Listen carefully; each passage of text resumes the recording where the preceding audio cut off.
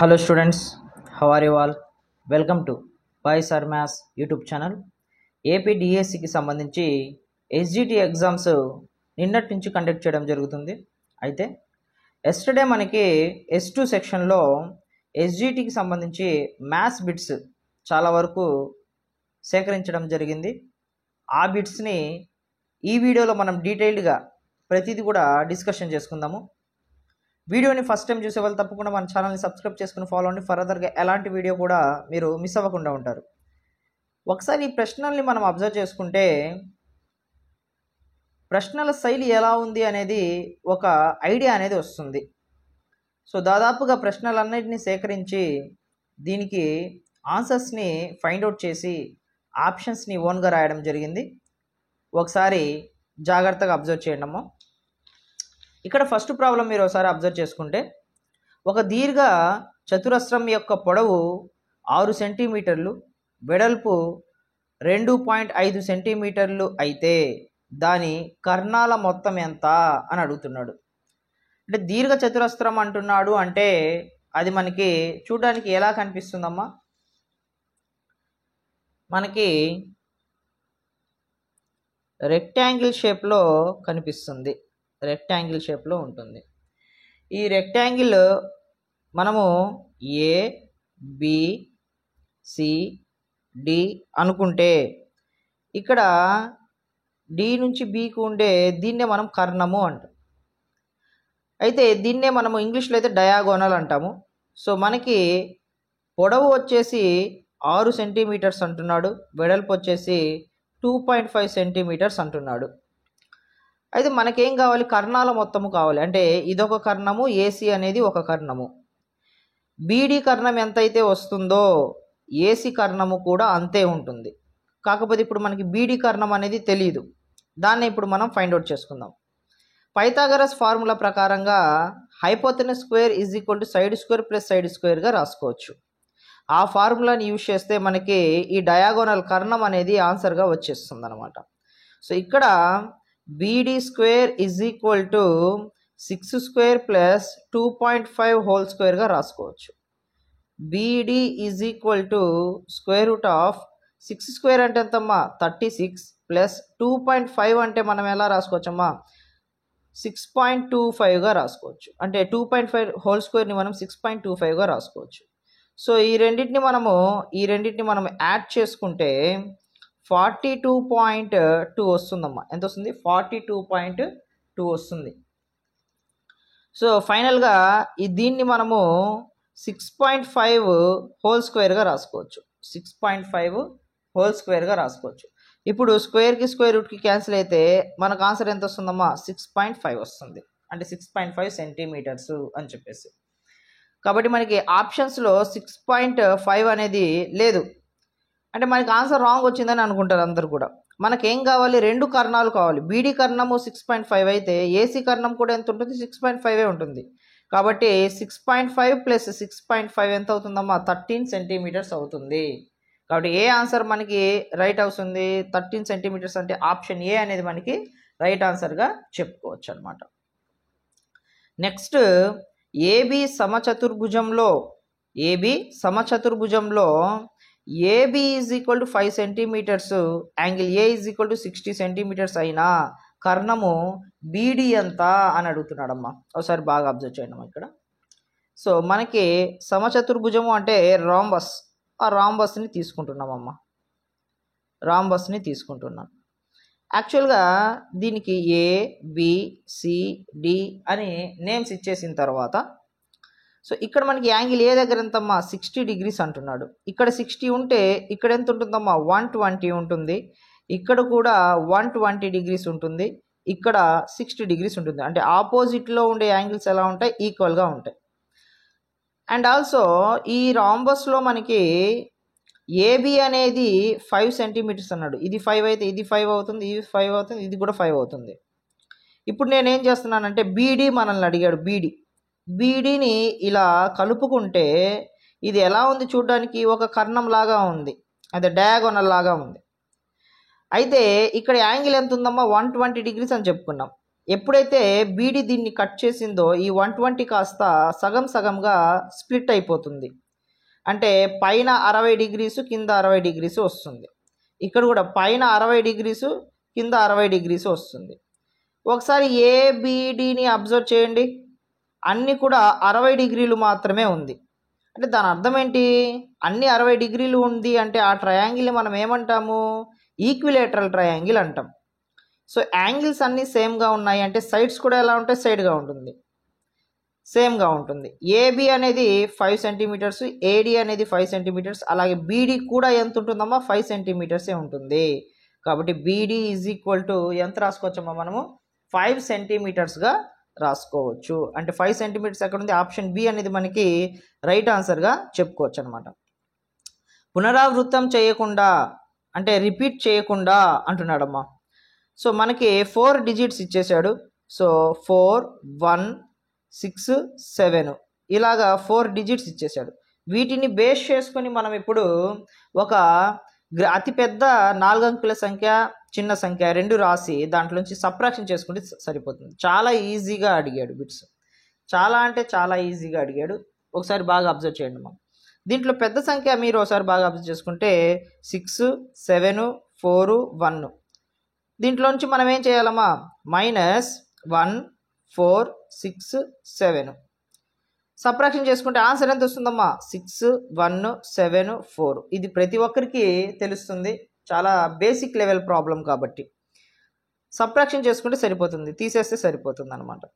So answer ఎక్కడ ఉందమ్మా? Option A అనేది మనకి రైట్ ఆన్సర్ అవుతుంది. ఆ నెక్స్ట్ వచ్చేసి మనకి 4th ప్రాబ్లం ఒకసారి బాగా అబ్జర్వ్ చేయండి అమ్మా. ఒక కోణం యొక్క పూరక కోణం దాని సంపూరక కోణం 25%కు సమానమైన ఆ కోణం ఎంత అని అడుగుతున్నాడు. సో ఇలాంటి టైంలో మనము చాలా అంటే చాలా జాగ్రత్తగా అబ్జర్వ్ చేసుకోవాలి, ఎందుకంటే ఇండైరెక్ట్ ప్రాబ్లమ్స్ ఇవన్నీ కూడా.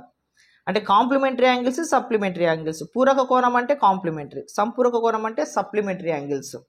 సో పూరక కోణం అన్న వెంటనే మన మైండ్లోకి 90 అనేది వస్తుంది, సంపూరక కోణం అన్న వెంటనే 180 డిగ్రీస్ వస్తుంది. కాబట్టి ఆ కోణం ఎంత అని అడుగుతున్నాడు. కోణం ఎంతో నాకైతే తెలియదు, నేనేమనుకుంటున్నానంటే ఎక్స్ అనుకుంటున్నాను.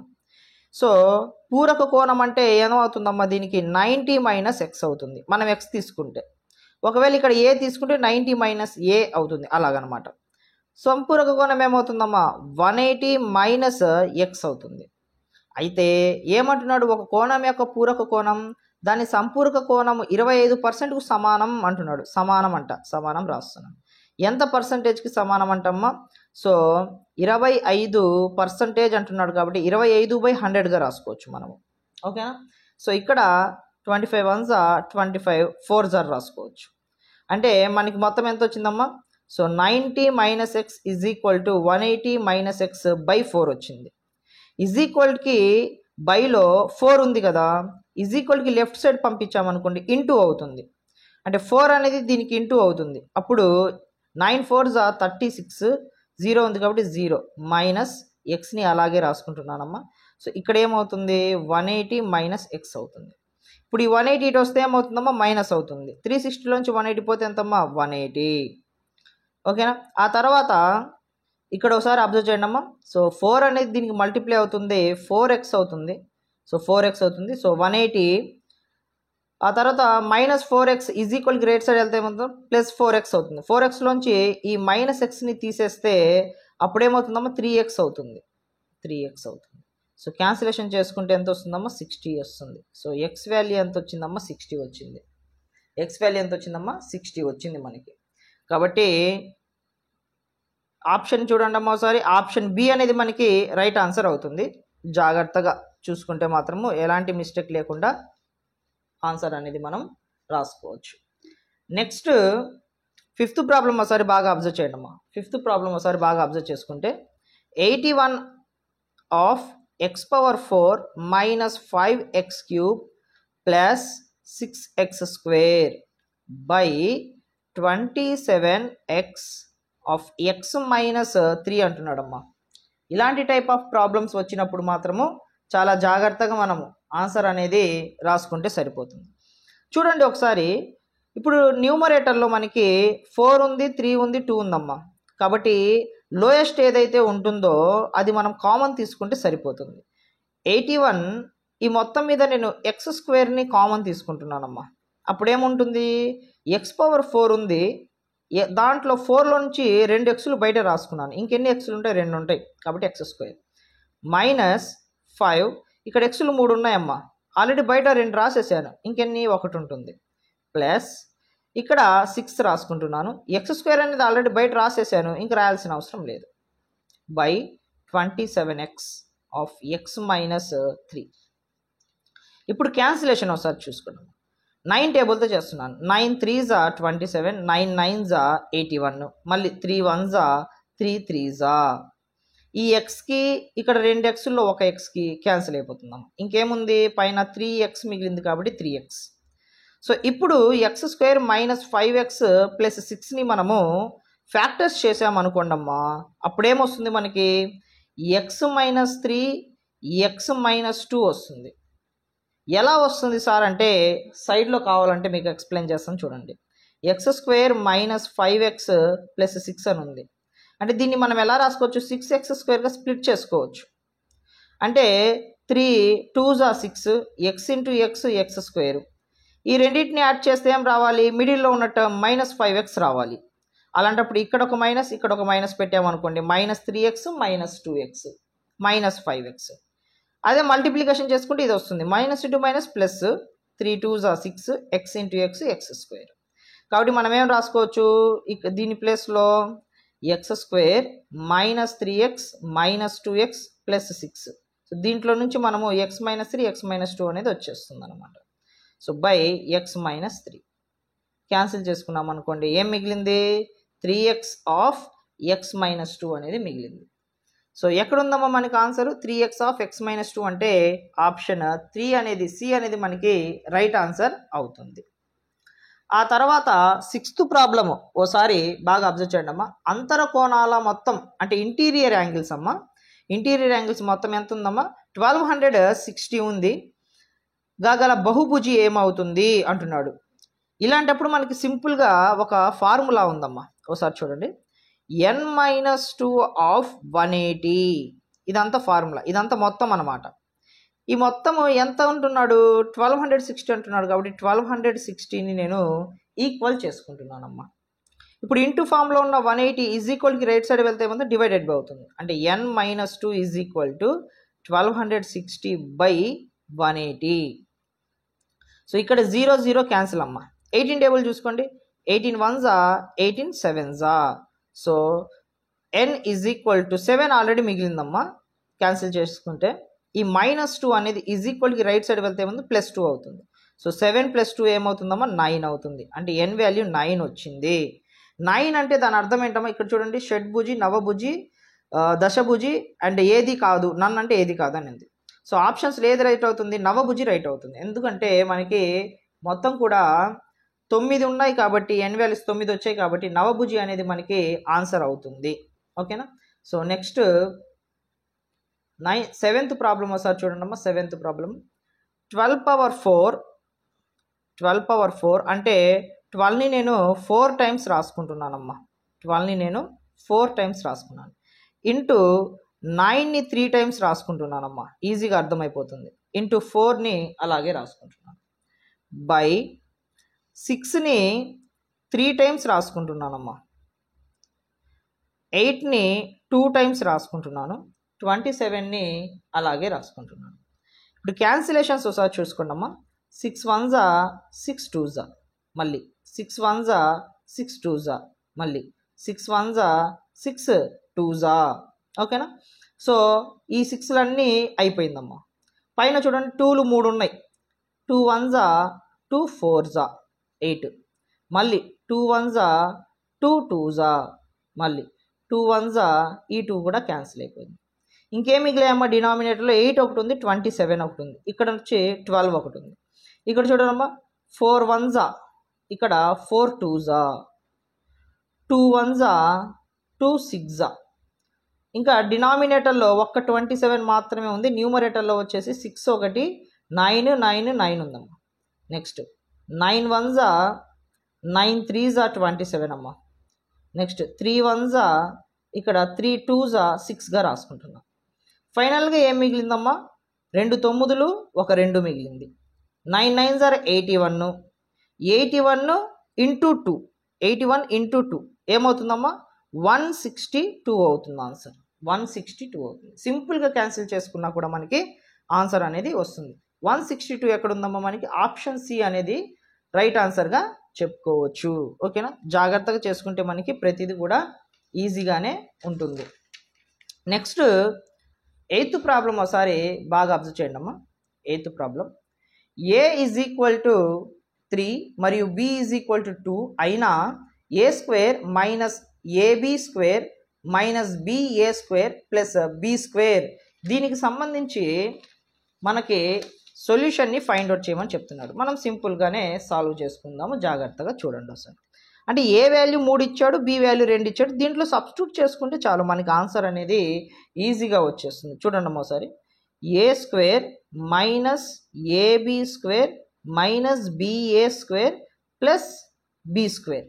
ఇప్పుడు ఏ అంటే 3, 3 స్క్వేర్ అంటే 9 మైనస్ ఏ అంటే ఎంతమ్మా 3, బి స్క్వేర్ అంటే ఎలా రాసుకోవచ్చు 4గా రాసుకోవచ్చు. అంటే బి అంటే 2 బి స్క్వేర్ అంటే 4 మైనస్ బి అంటే ఎంతమ్మా ఇక్కడ 2 రాసుకోవచ్చు. ఏ స్క్వేర్ అని ఉంది, ఏ స్క్వేర్ అంటే ఎంత 9 రాసుకోవచ్చు. ప్లస్ తర్వాత బి స్క్వేర్ అనేది, బి స్క్వేర్ అంటే ఎంత 2 స్క్వేర్ అంటే 4. సో ఇప్పుడు దీన్ని మనం చూసుకున్నాము, 9 మైనస్ 3 4s 12 మైనస్ 18 ప్లస్ 4గా రాసుకోవచ్చు అనమాట. సో ఇప్పుడు మనం దీన్ని మైనస్లు ప్లస్లు జాగ్రత్తగా చూసుకున్నాము ఒకసారి. 9 ప్లస్ 9 ప్లస్ 4 ఎంతమ్మా 13, minus 12 minus 18 minus 30. So plus 13 minus 30 ఎంత అవుతుందమ్మా ఆన్సర్ మైనస్ 17 అవుతుంది. ఏమవుతుంది మైనస్ 17. ఎక్కడ ఉంది మైనస్ 17? ఆప్షన్ సి అనేది మనకి రైట్ ఆన్సర్గా చెప్పుకోవచ్చు అనమాట. Next 9th problem, a triangle PQRలో angle R is equal to angle P plus angle Q. కొంచెం ఇండైరెక్ట్గా అడిగాడు. PQ అనేది 25 సెంటీమీటర్స్, PR అనేది 24 సెంటీమీటర్స్ అయినా PR మైనస్ QR ఎంత అంటున్నాడు. చాలా చాలా జాగ్రత్తగా చూసుకోవాలి. సో ఇక్కడ చూడండి అమ్మా, angle R is equal to angle P plus angle Q అంటున్నాడు. అంటే ఒక యాంగిల్ ఇక్కడ దేనికి సమానము అంటే 2 యాంగిల్స్ని యాడ్ చేస్తే వచ్చిన ఆన్సర్కి సమానం. అలాంటప్పుడు ఒక ట్రయాంగిల్లో, ఒక త్రిభుజంలో అన్ని కోణాల మొత్తం ఎంత అవుతుందమ్మా మనకి 180 degrees అవుతుంది. ఇక్కడ ఇలా ఉన్నప్పుడు కండిషన్ ఏంటంటే ఇక్కడ ఆర్ దగ్గర 90 degrees ఉన్నట్లు, ఈ రెండింటిని యాడ్ చేస్తే 90 degrees వస్తున్నట్లు. అంటే దీన్ని బట్టి మనకి ఇది ఎలాంటి ట్రయాంగిల్ అని తెలుస్తుంది, రైట్ యాంగిల్ ట్రయాంగిల్ అని తెలుస్తుంది. Right angle triangle. ఇక్కడ రైట్ యాంగిల్ ఎక్కడ ఉందమ్మా 90 degrees ఆర్ దగ్గర ఉంది కాబట్టి ఆర్ అనేది ఇక్కడే రాసుకోవాలి ఖచ్చితంగా. అండ్ తర్వాత క్యూ అనేది ఇక్కడ రాసుకోవాలి. తను క్వశ్చన్లో ఏమని చెప్పాడు మనకి, PQ 25 సెంటీమీటర్స్ అంటున్నాడు. PQ అంట 25 సెంటీమీటర్స్. ఆ తర్వాత PR వచ్చేసి 24 సెంటీమీటర్స్. ఇది ఒక 24 సెంటీమీటర్స్. ఇప్పుడు మనకి ఏం కావాలమ్మా, PR మైనస్ QR కావాలి. PR వాల్యూ అయితే ఉంది, QR వాల్యూ ఉందా లేదు. ఫస్ట్ ఇది ఫైండ్ అవుట్ చేసుకుని ఆ తర్వాత సబ్ట్రాక్షన్ చేసుకుంటే ఆన్సర్ అయిపోతుంది, అంతే. ఇది కావాలంటే ఇప్పుడు మనం ఏం చేయాలి, hypotenuse square is equal to side square plus side square రాసుకోవాలి. ఓకేనా. సో ఎలా రాసుకోవాలి చాలా జాగ్రత్తగా అబ్జర్వ్ చేయండి ఒకసారి. సో ఇక్కడ 25 square is equal to 24 square plus QR square లేదా PR స్క్వేర్గా రాసుకోవచ్చు. PR స్క్వేర్గా రాసుకోవచ్చు అనమాట. సో 625, 25 స్క్వేర్ అంటే ఎంతమ్మా 625. ఆ తర్వాత 24 స్క్వేర్ అంటున్నాడు, ఎంత వస్తుందమ్మా 576 ప్లస్ QR కదమ్మా ఇక్కడ, సారీ PR అంటున్నా, QR స్క్వేర్. సో 576 అనేది ఇటు వస్తే ఏమవుతుందమ్మా మైనస్ అవుతుంది. మైనస్ అయితే ఎంత వస్తుందమ్మా మనకి 49 వస్తుంది. 49 is equal to QR square. Square ఇటు వస్తే ఏమవుతుందమ్మా స్క్వేర్ రూట్ అవుతుంది. అప్పుడు QRని మనం ఎంత రాసుకోవచ్చు, √49. So QR is equal to √49 అంటే ఎంతమ్మా 7. అంటే QR ఎంత వచ్చింది 7 సెంటీమీటర్స్ వచ్చింది. మనల్ని క్వశ్చన్లో ఏం అడుగుతున్నాడు, పిఆర్ మైనస్ క్యూఆర్ అంటున్నాడు. పిఆర్ అంటే 24, క్యూఆర్ అంటే 7. ఇద్దరిని సబ్ట్రాక్షన్ చేసుకుంటే ఎంత 17 వస్తుంది. ఎక్కడుందాం ఆప్షన్, ఆప్షన్ డి అనేది మనకి రైట్ ఆన్సర్ అవుతుంది. ఓకేనా. నెక్స్ట్, ఒక ట్యాంకు నింపుటకు ఒకే వ్యాసార్థం గల 6 పైపులతో నింపుటకు 1 గంట 20 నిమిషాలు సమయం పట్టును. అవే రకమైన 5 పైపులకు ఆ ట్యాంకును నింపుటకు పట్టే సమయం ఎంత అని అంటున్నాడు. అంటే ఈ సమయానికి సంబంధించి ఖచ్చితంగా బిట్ అడుగుతున్నాడు. చాలా అంటే చాలా జాగ్రత్తగా మనం ఆన్సర్ అనేది పెట్టుకోవాలి. సో ఫస్ట్ నేనేం చేస్తున్నా అంటే 6 పైపులు ఉన్నాయంటమ్మా, 6 పైపులు. ఈ 6 పైపులతో ఎంత సమయం పడుతుందంట, 1 గంట 20 నిమిషాలంట. గంటకి 60 నిమిషాలు, 60 + 20 80 నిమిషాలు పడుతుంది. ఇప్పుడు 6 పైపులు ఎక్కువ ఉన్నాయి, 6 ఉన్నాయి, 8 నిమిషాలు పడుతుంది. ఈ దీంట్లో నుంచి నేనేం చేశానంటే ఒక పైపు తీసేసా, ఒక పైపు తీసేసా. అంటే ఇప్పుడు ఎన్ని పైపులు అయ్యాయి, 5 పైపులు మాత్రమే అయ్యాయి. అంటే 6 పైపులు ఉన్నప్పుడు 80 నిమిషాలు. ఇప్పుడు పైపు ఒకటి తగ్గింది. ఇప్పుడు ఏమవుతుంది, సమయం ఇంకా పెరుగుతుంది, లేట్ అవుతుంది. ఇంకా లేట్ అవుతుందని దాని అర్థం ఏంటి, టైం ఎక్కువగా తీసుకుంటుందని, ఎక్కువగా తీసుకుంటుంది అని. ఎక్కువగా అంటే ఎక్కువ బై తక్కువ. సో 6/5 ఇంటూ ఇక్కడ ఏదైతే ఉంటుందో దాంతో మల్టిప్లికేషన్ 80 సింపుల్గా చేసుకోవచ్చు. సో ఇక్కడ క్యాన్సిలేషన్ ఒకసారి చూసుకుంటే, so 5 1s 5 and 5 16s. So 16 6 ఎంతమ్మా మనకి 96 అవుతుంది. 96 అంటే దాని అర్థం ఏంటి, దీంట్లో 96 మినిట్స్ ఉందా దీంట్లో ఆన్సర్? సో లేదు, 96 మినిట్స్ అనేది లేదు, నిమిషాలు లేదు. దీన్ని గంటల్లోకి మార్చుకుందాం. గంటల్లోకి మార్చుకుంటే దీన్ని ఎలా రాసుకోవచ్చు, 60 + 36గా రాసుకోవచ్చు, 96 అవుతుంది. 60 అంటే 1 గంట, 1 గంట 36 నిమిషాలు. ఆప్షన్ సి అనేది మనకి రైట్ ఆన్సర్ అనేది అవుతుంది. ఓకేనా, సింపుల్గానే చేసుకోవచ్చు అన్నమాట. నెక్స్ట్, జెడ్ అక్షరం తయారు చేయడానికి కావాల్సిన అగ్గిపుల్లల సంఖ్యను తెలియజేయండి అంటున్నాడమ్మా. ఇలాంటి టైప్ ఆఫ్ ప్రాబ్లమ్స్ కూడా చాలా చాలా మనకి ఇంపార్టెంట్ అనమాట. ఒకసారి చూడండి, జెడ్ అనే అక్షరం. ఇప్పుడు జెడ్ ఇలా ఉందమ్మా, ఇలా ఉంది. దీనికి ఎన్ని పుల్లలు కావాల్సి ఉంటుంది, 3 పుల్లలు, 1 2 3, 3 కావాలి. ఇప్పుడు 2 జెడ్డులు మనకి లైన్గా పెట్టాలి అంటే మాత్రము ఇదొక 3, ఇదొక 3, 3 3 ఎంత అవుతుంది, 6 అవుతుంది.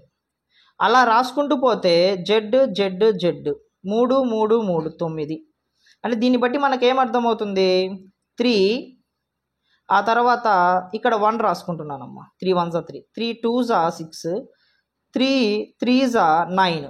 అంటే ఇది చూడడానికి ఏ ఫార్మేట్లో ఉందమ్మా, ఇక్కడ ఉన్న దాంట్లో 3n ఫార్మేట్లో ఉంది. ఎలా ఉంది, 3n ఫార్మేట్లో ఉంది. కాబట్టి మనకి ఫస్ట్ ఆప్షన్ అనేది రైట్ ఆన్సర్ అవుతుందన్నమాట. నెక్స్ట్, క్రింది వాణిలో సరైనది ఏది అంటున్నాడమ్మా. క్రింది వాణిలో సరైనది ఏది అంటున్నాడు. సో చాలా జాగ్రత్తగా ఒకసారి మనం అబ్జర్వ్ చేసుకుంటే ఇక్కడ చూసిన వెంటనే మనకు తెలిసిపోతుంది 2 గంటలు 90 నిమిషాలు అని చెప్పేసి. ఇవన్నీ కూడా సరైనది అన్న వెంటనే మనకి అందిన ఇన్ఫర్మేషన్ ఏంటంటే ఇదొక్క ఆప్షన్ ఒక్కటి మనకి వచ్చింది. కాబట్టి నేను దీన్ని బేస్ చేసుకుని ఇవి ఓన్గా రాయడం జరిగిందనమాట. ఓకేనా. సో ఇక్కడ 1 kilometre is equal to dash centimetres. So centimetres ఒకసారి బాగా అబ్జర్వ్ చేసుకుంటే మనకి 1 కిలోమీటర్ ఈజ్ ఈక్వల్ టు ఎన్ని metres, 1000 metres. 1 metre is equal to 100 centimetres. అంటే అక్కడ ఒక 1000 అంటే 3 జీరోలు, 100 అంటే 2 జీరోలు, మొత్తం 5 జీరోలు. కాబట్టి ఆప్షన్ డి అనేది మనకి రైట్ ఆన్సర్ అనేది అవుతుంది. చూసిన వెంటనే అర్థమైపోతుంది. చిన్న చిన్న బిట్స్ అడిగాడు, టెట్ లెవెల్లోనే అడిగాడు, మనకి ఎలాంటి ఇబ్బంది కూడా లేకుండా. దీర్ఘ ఘనకార జలాశయంలోని 1 నిమిషానికి 30 లీటర్లు నీరు చేరుతుంది. అయినా 216 ఘన లీటర్ల సామర్థ్యం కలిగిన జలాశయం నింపుటకు పట్టు సమయము అంటున్నాడమ్మా. చాలా చాలా సింపుల్గా ఉంటుంది, అర్థం చేసుకుంటే మాత్రం చాలా చాలా సింపుల్గా ఉంటుంది. ఇప్పుడు 1 నిమిషానికి 30 లీటర్లు వెళ్తుందమ్మా. 1 నిమిషానికి అంతా 30 లీటర్లు అంటే 30 లీటర్లు వచ్చేసి మనకి 1 నిమిషానికే వచ్చేస్తుంది. అంటే ఇది లీటర్లో ఉంది, ఇది చూడండి ఘన లీటర్లో ఉంది. ఘనము అంటే క్యూబ్. అంటే మనకి యాక్చువల్గా ఒక ఘనము ఎంత, ఎన్ని లీటర్స్లోకి మార్చవచ్చు, 1000 లీటర్స్లోకి మార్చవచ్చు. 1 ఘన లీటరు అంటే 1000 లీటర్స్తో సమానం. ఇక్కడ 216 ఉంది. 216 ఇంటూ 1000 ఏమవుతుందమ్మా, 216,1000 3 జీరోలు ఇక్కడ రాసుకుంటాం. దీన్ని కూడా ఘన లీటర్ని లీటర్స్లోకి మార్చేసా. ఇప్పుడు టైం ఎంత అని అడుగుతున్నాడు. సో ఖచ్చితంగా ఏమవుతుంది, టైము పెరుగుతుంది. సో ఇక్కడ ఎక్కువ అవుతుంది కాబట్టి ఎక్కువ బై తక్కువ, 0 0 cancel, 3తో 3 7s 21, 3 2s and 2 zeros, మొత్తం ఎంత 7200. మొత్తం ఇది నిమిషాలమ్మ. ఇంటూ 1 చేసుకున్న ఒకటి, చేసుకోపోయినా ఒకటి కాబట్టి చేయలేదు. సో నిమిషాల్లోకి వచ్చింది. అయితే మనకి ఏమి ఇచ్చాడు ఇక్కడ, గంటల్లో ఇచ్చాడు. గంటల్లో ఇచ్చాడు కాబట్టి మనము బై 60 చేస్తే సరిపోతుంది. 0 0 క్యాన్సిల్, 6 టేబుల్తో 6 1s 6, 6 2s 12 అండ్ ఒక 0 ఉంది కాబట్టి ఒక 0, 120 అంటే 120 గంటలు. ఎక్కడుందమ్మా మనకి, ఆప్షన్ బి అనేది రైట్ ఆన్సర్ అవుతుంది. సో జాగ్రత్తగా చూసుకుంటే సరిపోతుంది. అండ్ నెక్స్ట్ వచ్చేసి మా మధ్యలో ఏదైనా డిస్టర్బెన్స్ వస్తే ఏమనుకోవద్దు.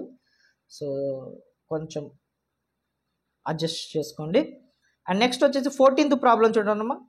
సో శోషాన రేఖా చిత్రం నందు దీర్ఘ చతురస్ర కమ్మీల పొడవులను దీనితో సూచిస్తారు అంటున్నాడు. చాలా చాలా సింపుల్. అసలు దీనికి వెంటనే ఆన్సర్ కూడా పెట్టేయచ్చు మనకు. సో మనకి ఇలా ఉన్నప్పుడు గ్రాఫ్స్ ఉంటాయమ్మా స్టాటిస్టిక్స్లో. సో ఇలా ఉన్నప్పుడు పొడవులు అంటే ఖచ్చితంగా ఇది ఇక్కడ మనం చేసేస్తాం. పవన పుణ్యం అంటాం దీన్ని, ఇక్కడ సూచిస్తాం. పొడవుల మీదే మనం పవన పుణ్యాన్ని సూచిస్తాం. పవన పుణ్యం అంటే ఫ్రీక్వెన్సీ. సో ఆప్షన్ డి అనేది మనకి రైట్ ఆన్సర్ అవుతుంది. చాలా చాలా ఈజీగా ఉండే క్వశ్చన్, డైరెక్ట్ బిట్ కూడా అడిగేశాడు అనమాట. ఓకేనా. సో నెక్స్ట్ 15th ప్రాబ్లం చూడండమ్మా. సో మొత్తము మనకి డిఎస్సిలో 16 బిట్లు అడుగుతాం జరుగుతుంది. 8 మార్కులు వస్తాయి అన్నమాట కంటెంట్కి సంబంధించి. అయితే మనకి 15 బిట్లు సేకరించడం జరిగింది. ఆ లాస్ట్ బిట్ అయితే ఎంత వెతికినా కూడా మనకి తను మర్చిపోవడం జరిగింది రాసిన వ్యక్తి. సో ఒకసారి ఇక్కడ ఉన్న దాంట్లో మనము చాలా జాగ్రత్తగా అర్థం చేసుకోవాలి. 50లో 28% అమ్మా. 50లో 28% అంటే ఇంటూ 28/100. సో ప్లస్, సో దీనికి డిస్టర్బెన్స్ ఉండకూడదు, బ్రాకెట్ పెట్టేసుకుంటే ఇబ్బంది లేకుండా. ఆ తర్వాత 20లో 42% కాబట్టి బై 100 ప్లస్ 40లో 39% కాబట్టి 39/100. నెక్స్ట్ ఈజ్ ఈక్వల్ టు 20లో 200లో మనకి x% కాబట్టి x/100. సో ఇక్కడ జాగ్రత్తగా క్యాన్సిల్ చేసుకుంటే మనకు ఆన్సర్ వచ్చేస్తుంది. సో 51, 52, 21, 25, 41 అండ్ ఇక్కడ 20 చేద్దాం, 22, 25. ఓకేనా. ఇక్కడ 101, 102. ఇప్పుడు చూడండి అమ్మా సారీ. సో 2 టేబుల్తో 2 1s 2 14s కాబట్టి 14 వచ్చిందమ్మా ఆన్సర్. ప్లస్ ఇక్కడ చూడండి ఒకసారి 5 టేబుల్తో 5 1 42 అనేది పోదమ్మా. 5 8 40, ఇంకా పాయింట్ పెట్టుకుంటే 20 వస్తుంది. 5 4 20 ప్లస్ ఇక్కడ చూడమ్మా 5 1 ఇక్కడ 5 7 35, 5 7 35, 35 పోతే 4 ఉంటుంది. పాయింట్ పెట్టుకుంటే 40 అవుతుంది. 8. సో ఆ తర్వాత ఇంటూ 2 ఉంది కాబట్టి ఇంటూ 2.